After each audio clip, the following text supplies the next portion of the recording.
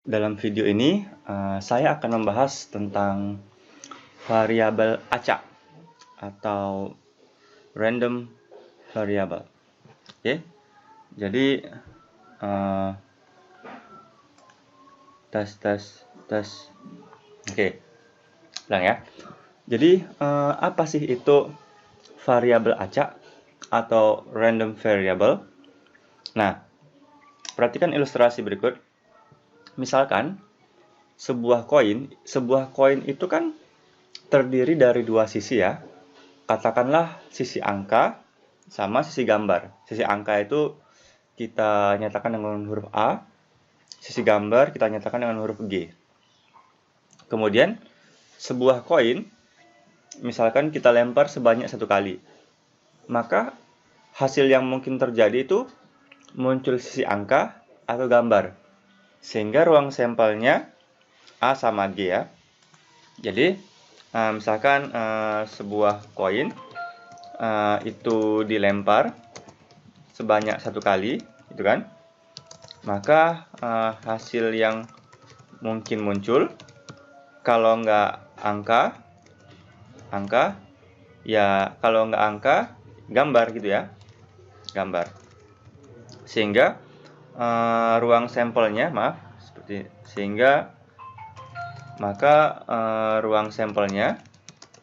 ruang sampelnya itu biasa dinyatakan dengan huruf S, itu A sama G. Nah dia. Ingat percobaan melempar sebuah koin sebanyak 1 kali. Oke, kita lanjut. Ini. Kemudian, nah di sini misalkan X menyatakan jumlah sisi angka yang muncul dalam suatu percobaan melempar sebuah koin.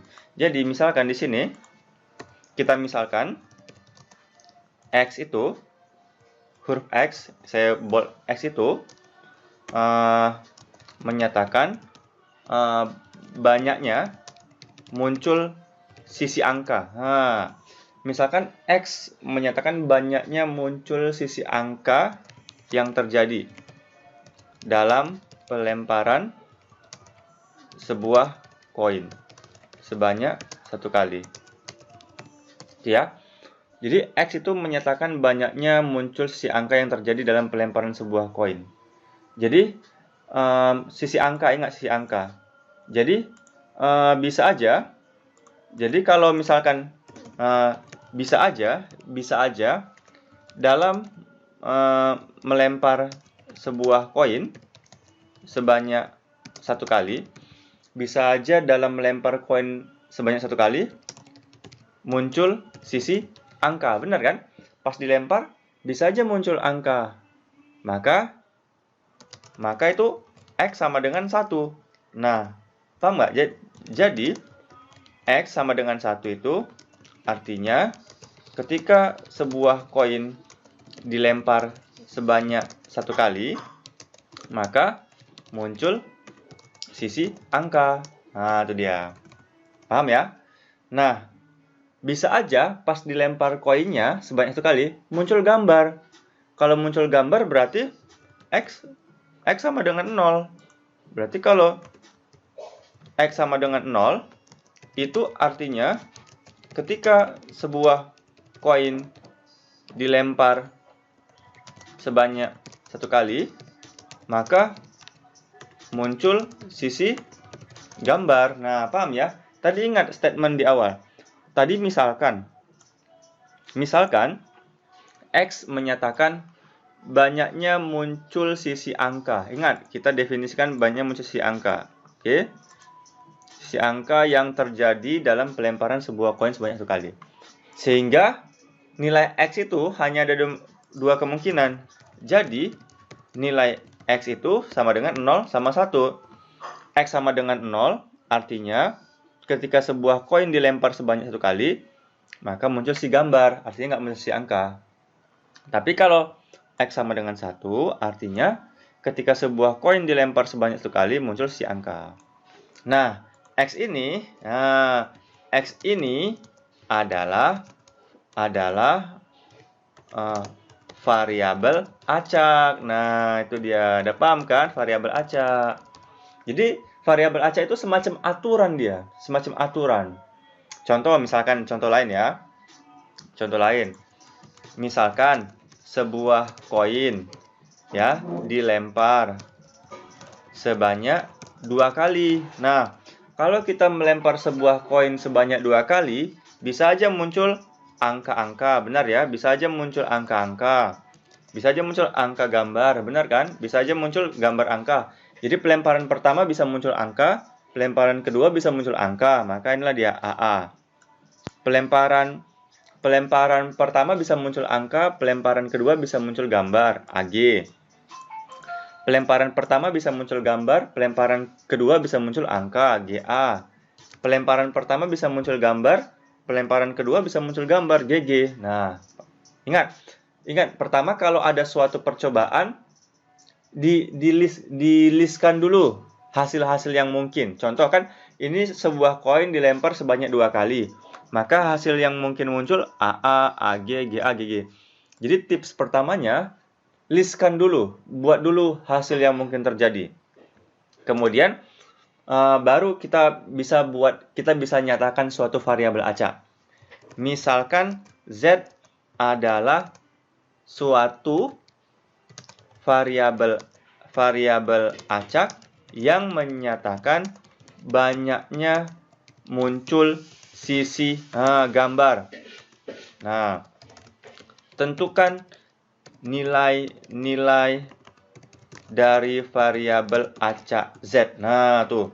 Ingat, aturan kan Z. Z ini misalkan suatu variabel acak yang menyatakan banyaknya muncul sisi gambar. Ingat, bisa aja jadi Z sama dengan 0. Apa artinya Z sama dengan 0? Itu artinya ketika sebuah koin dilempar sebanyak 2 kali, ketika sebuah koin dilempar sebanyak 2 kali, tidak muncul sisi gambar. Tidak muncul sisi gambar, baik pada pelemparan pertama dan pelemparan kedua. Itu Z sama dengan 0. Z sama dengan 1. Ingat, Z sama dengan 0 itu artinya ketika sebuah koin dilempar sebanyak 2 kali, tidak muncul sisi gambar baik pada pelemparan pertama dan pelemparan kedua. Kejadiannya apa? Kejadiannya AA. Jadi, pelemparan pertama muncul angka, pelemparan kedua muncul angka. Artinya, nggak sama sekali tidak muncul sisi gambar. Jadi, Z sama dengan 0. Ingat, Z itu suatu variabel acak yang menyatakan banyaknya muncul sisi gambar. Z sama dengan 1, itu artinya ketika sebuah koin dilempar sebanyak 2 kali, muncul sisi gambar sebanyak berapa? Sebanyak 1 kali. Nah, kejadiannya apa? Kejadiannya bisa aja AG, benar ya? Pelemparan pertama nggak muncul gambar, pelemparan kedua muncul gambar, AG. Bisa aja GA, bisa aja kan? Pelemparan pertama muncul gambar, pelemparan kedua nggak muncul gambar. Jadi, kalau Z sama dengan 0, itu kejadiannya AA ya, angka-angka. Kalau Z sama dengan 1, kejadiannya AG sama GA. Terus, Z sama dengan 2. Apa artinya? Itu artinya, ketika sebuah koin dilempar sebanyak 2 kali, itu muncul sisi gambar sebanyak 2 kali. Kejadiannya apa? Ya gambar-gambar gitu. Nah, paham ya? Jadi nilai dari variabel acak Z adalah 0, 1, 2. 0 itu artinya pas dilempar sebuah koin sebanyak 2 kali, Z sama dengan 0 artinya nggak muncul sisi gambar sama sekali. Paham ya? Itulah variabel acak. Dia semacam aturan gitu. Paham? Oke. Ini variabel acak. Ini udah paham? Jadi, dia semacam... Jadi, ada ruang sampel. Ini contoh yang tadi ya. Sebuah koin dilempar sebanyak 1 kali. Kalau sebuah percobaan acak, pasti ada ruang sampelnya ya. Kalau sebuah koin dilempar sebanyak 1 kali, Kan ruang sampelnya A sama G. A sama G. Kemudian tadi X ini menyatakan jumlah sisi angka yang muncul. Sisi angka yang muncul ya. Jadi A. Jadi kalau jumlah A itu berarti nilai X-nya sama dengan 1. Ini kan tadi X ini menyatakan banyaknya sisi angka yang muncul ya. Jadi XA itu sama dengan 1. Paham ya? Kenapa? Karena dia muncul angka sebanyak 1 kali. XG sama dengan 0. Nah, jadi pada kasus kita tadi, kalau nilai Z, ingat tadi ruang sampelnya dulu. Ruang sampel dari percobaan melempar sebuah koin sebanyak 2 kali adalah apa ruang sampelnya? Bisa aja muncul angka-angka, bisa aja muncul gambar angka, kemudian angka gambar sama gambar-gambar. Jadi tadi ingat Z menyatakan ini dia. Z adalah suatu variabel acak yang menyatakan banyaknya muncul sisi gambar. Oke. Jadi Z AA nilainya berapa? 0. Kenapa 0? Karena kan angka-angka nggak muncul gambar sama sekali. Paham ya kenapa 0 ya? Terus Z angka gambar berapa nilainya? ZAG 1. Karena muncul gambar sebanyak 1 kali di sini. Terus kalau GA nilainya berapa? Ya 1. Karena muncul gambar. Terus Z sama dengan GG nilainya berapa? 2. Itu dia. Jadi Z ini bisa dikatakan suatu fungsi dia. Z suatu fungsi. Jadi ada definisi lain di sini. Ini dia. Variabel acak merupakan suatu fungsi yang menugaskan atau memetakan setiap titik sampel dalam ruang sampel S ke sebuah bilangan real. Jadi variabel acak itu merupakan suatu fungsi yang memetakan setiap titik sampel dalam ruang sampel S ke sebuah bilangan real. Contoh seperti tadi. Nah, di sini tadi ini contoh percobaan melempar sebuah koin sebanyak 1 kali. Sehingga ruang sampelnya angka sama gambar AG.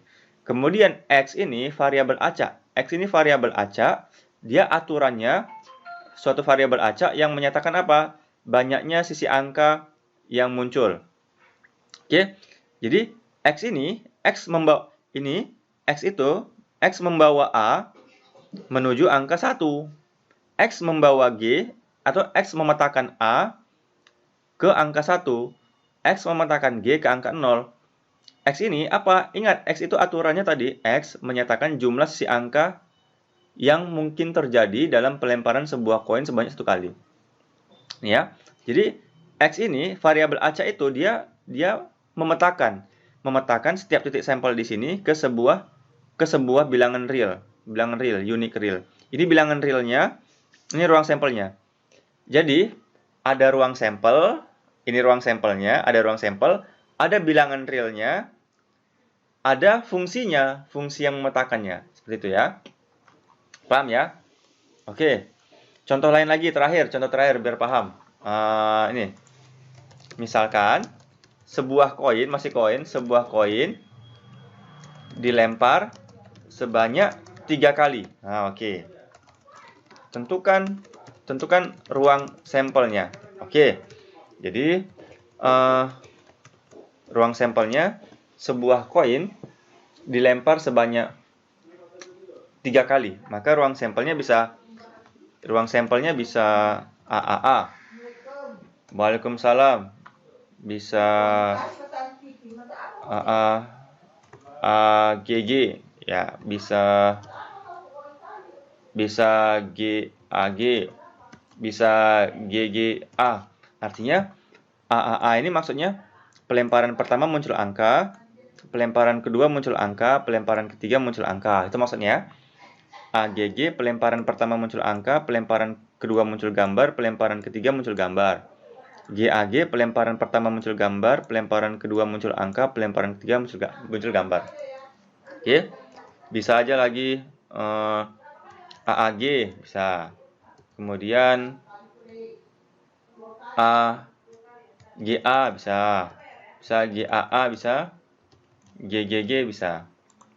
Ini saya pindahkan dulu deh di sini. Oke. Nah, ini dia. Paham ya? Jadi terdapat 8 hasil yang mungkin terjadi. Nah, ini dia. Ada 8 kejadian yang mungkin terjadi. Tuh, 2, 3, 4, 5, 6, 7, 8. Jadi, kalau sebuah koin dilempar sebanyak 3 kali, bisa aja pelemparan pertama muncul angka, pelemparan kedua muncul angka, pelemparan ketiga muncul angka, gitu ya. Sampai sini. Nah, baru kita nyatakan variabel acaknya. Terserah, bebas. Misalkan D merupakan suatu variabel acak. Nah, suatu variabel acak menyatakan apa? Nah, yang menyatakan banyaknya muncul sisi angka. Kita sudah dapat aturannya. Terserah kita mau menyatakan apa. Misalkan D merupakan suatu variabel acak yang menyatakan banyaknya muncul sisi angka. Jadi, bisa aja nilai D itu bisa aja D sama dengan 0. Apa artinya? Artinya, pada pelemparan pertama muncul gambar, benar kan? Pada pelemparan kedua muncul gambar, benar kan? Pada pelemparan ketiga muncul gambar. D sama dengan 0, artinya nggak muncul sama sekali. Maka kejadiannya itu angka. Nah, ini dia. Paham ya? Kemudian, kalau D sama dengan 1, pada percobaan melempar sebuah koin sebanyak 3 kali, muncul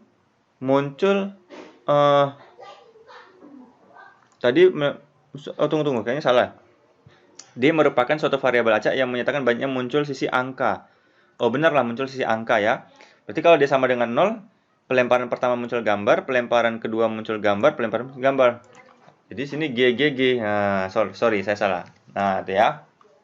Kan di sini kan muncul gambar. Ini artinya pada percobaan pelemparan sebuah koin sebanyak 3 kali, muncul sisi angka sebanyak 1 kali. Nah, kejadiannya apa aja? Kejadiannya ini. Nah, kita copy aja. Nih. Ini dia. Ada 3 gitu ya. Ada 3. Kemudian kalau D sama dengan 2, pada percobaan pelemparan sebuah koin sebanyak 3 kali, gitu kan? Muncul sisi angka sebanyak 2 kali. Sebanyak 2 kali. Yang mana kejadiannya?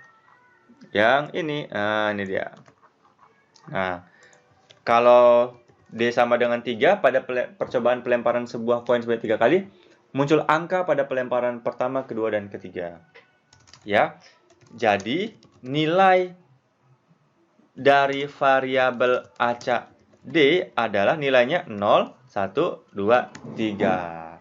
Jadi udah paham ya apa itu variabel acak. Dia semacam aturan atau bisa dikatakan dia suatu fungsi yang di mana tugasnya itu fungsi yang menugaskan atau memetakan setiap titik sampel. Jadi ada ruang sampel ya. Ingat, misalkan percobaan pelemparan sebuah koin sebanyak 3 kali. Ruang sampelnya apa? Ruang sampelnya AAA, AAG, AGA gitu ya. Nah, ada ruang sampelnya. Kemudian ada variabel acaknya tadi D. Kemudian ruang sampel ini memetakan sebuah bilangan. Itu dia. Paham ya? Jadi pada contoh kasus ini, jadi ruang sampelnya pada percobaan pelemparan sebuah koin, ini ruang sampelnya. Kemudian di sini variabel acaknya itu D. Tadi D menyatakan banyaknya muncul sisi angka, oke? Nah, maka dia memetakan D dari memetakan setiap titik sampel AAA. D memetakan titik sampel AAA ke sebuah bilangan. Berapa nilainya? Tadi D menyatakan suatu variabel acak yang menyatakan banyaknya muncul sisi angka. Benar kan? 3. Nah, jadi D ini dia memetakan titik sampel ini ke sebuah bilangan 3. D A G. Nah, berapa? D, ingat D itu menyatakan banyaknya muncul sisi angka. D memetakan titik sampel A G ke sebuah bilangan 2. Contoh lain misalnya D G. G-nya 1 kurang. Nah, berapa? D memetakan titik sampel G. D itu tadi yang menyatakan banyaknya muncul si angka, berarti D 0. Ingat peran D itu peran variabel acak, dia memetakan sebuah titik sampel ke suatu bilangan real itu. Oke teman-teman, demikianlah pemaparan dari saya. Mohon maaf atas segala kekurangan. Assalamualaikum warahmatullahi wabarakatuh.